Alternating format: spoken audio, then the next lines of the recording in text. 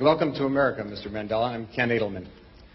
Those of us who share your struggle for human rights and against apartheid have been somewhat disappointed by the models of human rights that you have held up since being released from jail.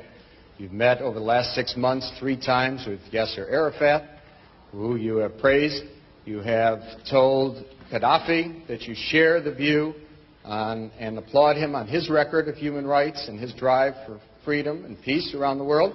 And you have praised Fidel Castro as a leader of human rights and said that Cuba was one of the countries that's head and shoulders above all other countries in human rights, despite the fact that documents at the United Nations and elsewhere show that Cuba is one of the worst. I was just wondering, are these your models of leaders of human rights? And if so, would you want a Gaddafi or an Arafat or a Castro to be a future president of South Africa?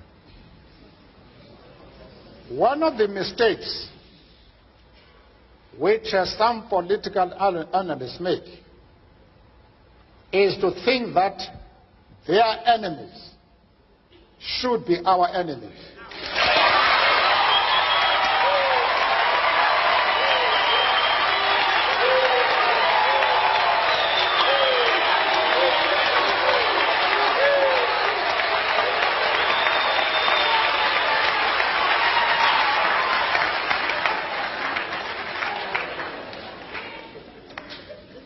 That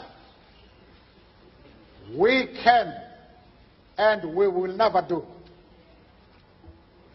We have our own struggle which we are conducting.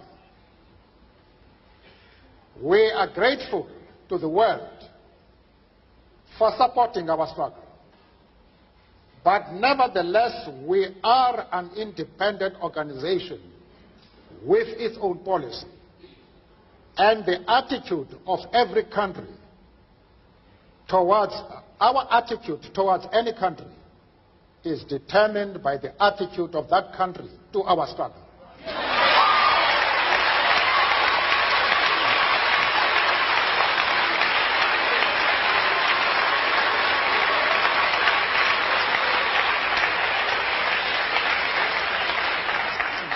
Yasser Arafat, Colonel Gaddafi,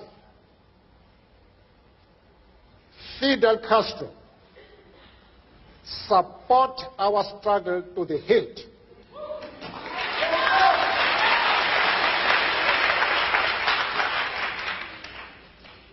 There is no reason whatsoever why we should have any hesitation about hailing their commitment to human rights as they are being demanded in South Africa.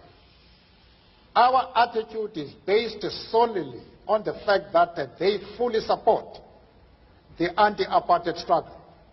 They do not support it only in rhetoric. They are placing resources at our disposal for us to win the fight.